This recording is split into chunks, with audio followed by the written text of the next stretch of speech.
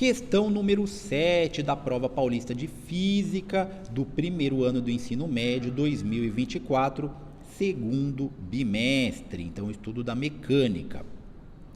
Então, ele mostra ali um plano inclinado com dois pães, né? Ali não parece um pão aquilo ali, mas está escrito pão. Então, dois pães ali, como se fosse em um supermercado. Então, nos supermercados, é uma cena comum observar os pães dispostos em uma prateleira inclinada, como ilustrado na figura abaixo.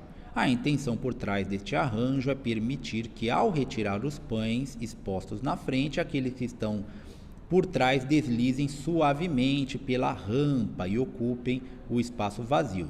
No entanto, ocasionalmente, os pães situados mais atrás não escorregam, e isso se deve à presença de forças. Então, você tem dois pães ali, um mais abaixo, segurando o outro de cima. Quando você tira o de baixo, o de cima escorrega e aí ele vai ocupando ali sempre perto do cara que vai pegar para vender ali, do atendente. E aí a gente tem que discutir as forças aí. Então vamos ver as alternativas, lembrando que essa daqui tem 3 alternativas corretas. Aí a gente tem que descobrir das 5 quais são as 3 corretas. Então vamos lá.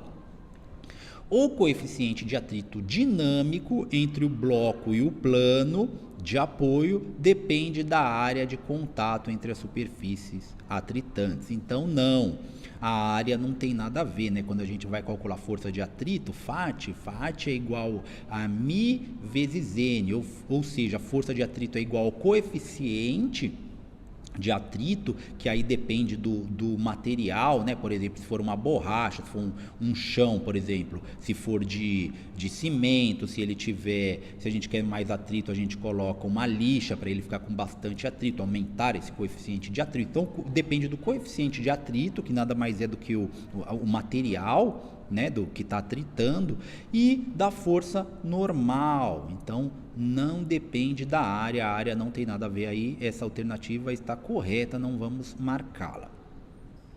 Outra alternativa, utilizamos o termo força de atrito dinâmico ou cinético quando o pão está deslizando. Então sim, quando um corpo está em movimento, ele tem atrito, mas ele está em movimento, é o atrito dinâmico, tá? Quando ele está parado, por exemplo, o pão não desce ali, igual ele deu a suposição, você tira o pão de baixo, o de cima continua lá e não desce. Aquele atrito é o atrito estático, porque o atrito não deixou ele andar, não deixou ele se mover, então é o atrito estático. Quando ele começa a se mover, acabou o atrito? Não, ele vai continuar atritando, só que já é um outro tipo de atrito, o atrito com ele em movimento, que é o atrito dinâmico. Então, correta essa alternativa.